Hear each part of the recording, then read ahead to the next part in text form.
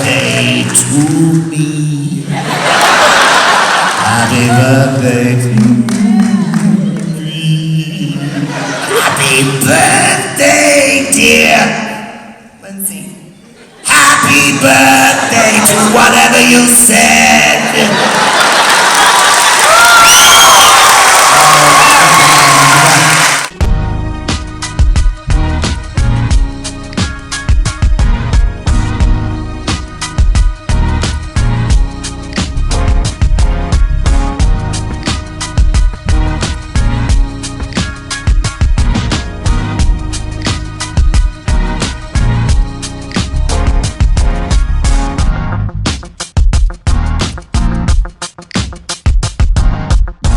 Leeanna, Vamp. Hi. It's good to see you. Good to see you. Did you have a good time? This place was nuts.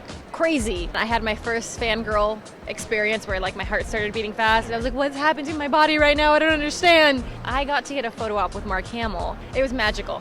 I'm becoming a woman. Yeah, it was so great and he was so sweet. And the picture, I'll post it on my social media probably today. I have like a smile that goes, I didn't think it was possible. I never show teeth and I was like a 5-year-old in there. It was fantastic. Cosplay Melee. So exciting. Yeah. So beyond blessed to be a part of such an amazing show. We're introducing cosplay to people that have no idea about our world. It's been so positive, and even the creators on the show are helping each other, and I love that. And it's kind of one of those things in a competition show you don't really expect because there's $10,000 on the line. You would think that they're going to be a little bit more cutthroat or a little bit more conniving because that's what we're used to seeing on kind of reality competition shows. And I think that's why I'm so proud of it because these people are good-hearted, talented people, and you see that show through. It's a breath of fresh air in the reality show. Well, thank you. I'm really proud to be a part of it. Thank you so much for your time. Of course. Thanks, guys. I'm a hugger.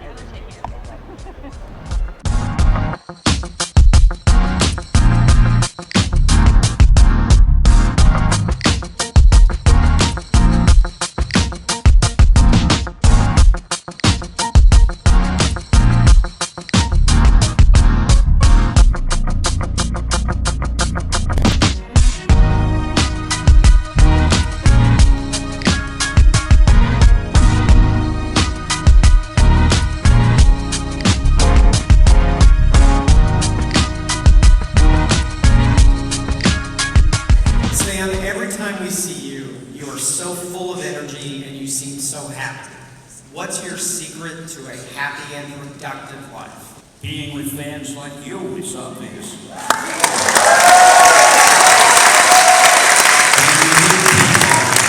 When you're with people who are friendly and people who are enthusiastic, and nice people, and people who are interested in a lot of the things you're interested in, how can you not feel good and be energetic?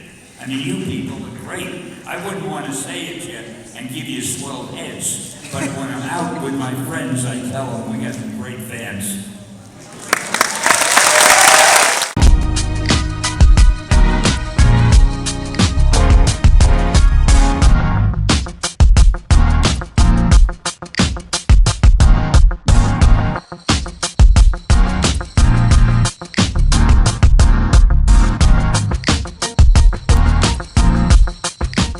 I'm here with Jeff Parks with Parks Sabers. How did you get started? I've always been a hardcore nerd. About 25 years ago, I was working in a machine shop and I was itching to start my own business. I decided to make sabers one day, but I couldn't just build one.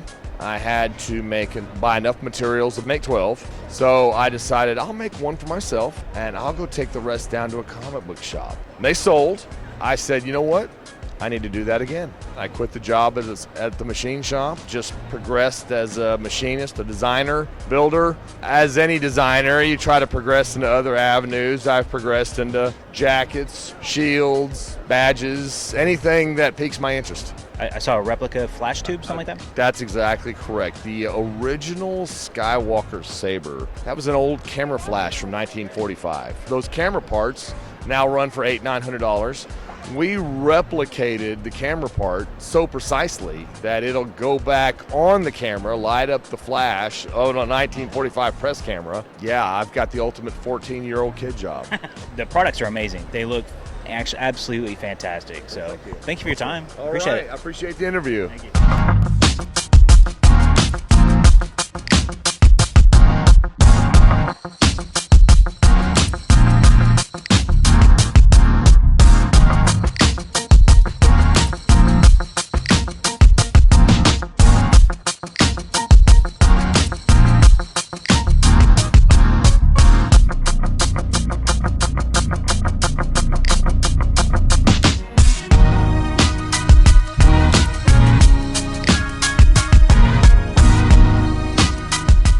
a Michael Champion, phenomenal artist. I like the really realistic style of art that was heavily shaded. The stuff coming out of England, 2000 AD, stuff like that, is just real dark, somber colors. Even the cartoons that I watched back then, like G.I. Joe and Transformers, they leaned more towards a realistic style of artwork. And so that's kind of what I've always gravitated towards. Doing commissions at the show, being forced to draw faster and faster and faster, that really pushed my style in a way to stand apart from, 200-300 other artists that are in the same room. That's the trick. Yeah, that's the trick. Okay, explain Chronicle and your business with them. Chronicle Collectibles is a company in Irving, been around about 3 years. They make high-end collectible statues and movie prop replicas. I'm a concept artist for the company. I will work with our in-house art director, Paul Francis, and we will come up with ideas for high-end statues, stuff like the King Conan back over here, how we want to present the character, poses, what kind of base and everything. I'll knock out some ideas for it, and then we'll go from there. If the licensor approves it, then it goes into production. I really want to make sure that we're putting something out there that hasn't been done before. We're going to do something that's going to be different from anything else before. So it requires a lot of not just sitting down and, hey, I got to draw a cool picture, but also doing a lot of research into that property. We've got a license for Universal Studios. We're doing stuff with Universal Studios theme park, Jurassic Park, Conan, Terminator. We're going to be heavily involved with Jurassic World 2. The cool thing about our company is we work a lot with the either the original artists that created these characters, these creatures, movies, or we work with the original studios. We work with Stan Winston Studios, and we're able to cast stuff from the original molds that were used for the original movies. In the case of the more recent movies like Jurassic World, we're actually able to get digital assets from Industrial Light and Magic and work with those. So the product that we end up putting out there is legit and just matches what you see in the movie. Your Leeanna. Yeah. Tell me more about that. So I did that one for Alamo City Toy Show a couple years ago down in San Antonio. They talked to me about doing a VIP print. So coming into that show, I knew that every other artist at the show was going to be drawing lino to sell. I wanted to make sure that this really stood out. I wanted to approach him like he was a real warrior. This wasn't the cartoon. This was a real warrior. Yeah, it was really well received. It's one of my more popular pieces. When I sit down to draw some of the art for myself, I don't come at it from a standpoint of, man, I'm going to draw this and sell a ton of these. It's more of, hey, I want to draw this in the moment, and I don't care if it's not going to sell. Like I've got a Lady Hawk piece from the old movie from the 80s. I didn't draw that because I thought, man, I'm going to soak up all that Lady Hawk money floating around in these conventions. It's just because I want to draw Lady Hawk. Hey, people buying the art can tell when somebody is just churning stuff up to make a buck as opposed to somebody's drawing something because they love it and they know these characters. And I think as an artist, when you're doing that, you end up with a much better piece. One of my big things is Game of Thrones. Huge Game of Thrones fan. Yeah, maybe. Well, I did a Ned Stark piece just because I love that character and I thought he would look cool on my table. I will probably never draw Ned Stark again just because, sure, I can get that likeness down and nail that likeness, but I think that Ned Stark piece, I captured the tragic nature of that character so well. I'm never gonna top that. So. What happened? I don't want to spoil anything, but we all know Sean Bean died? Yeah. What? Michael, thank you so much. Thank you.